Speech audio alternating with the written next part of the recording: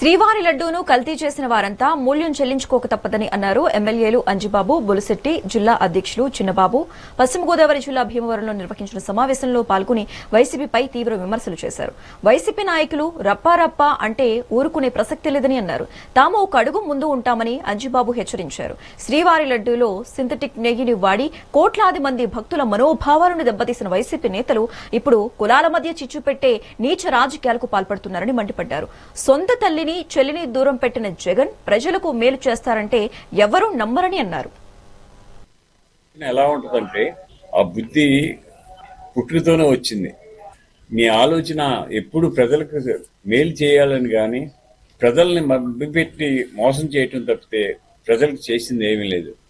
2019 నుంచి 24 వరకు నీ పరిపాలన ఎంత నీచాతినీచంగా పరిపాలించావంటే సొంత చిన్నాన్నని మర్డర్ చేయించావు, అమ్మని పంపేశావు, చెల్లిని పంపేశావు. ఇంకా ఎవరితో నీవు సఖ్యత ఉంటుంది? నువ్వు ఎవరికి నువ్వు సొంత తోబుట్టుకే ఒక ఎకరం రాయలేనోడు దేశానికి సేవ చేస్తాడా? అతన్ని అసలు మనం ఎలా నమ్మాలి? పైగంట ఇంకా 2 సంవత్సరాలు అయిపోయింది, 3 సంవత్సరాలు పాదయాత్ర చేస్తాంట. గతంలో చేసావు, పాదయాత్ర చేసి ప్రజల సమస్యలు అర్థాలు చేసుకున్నావు, అన్నీ చేసావు. అప్పుడు ఏమి చేసావు?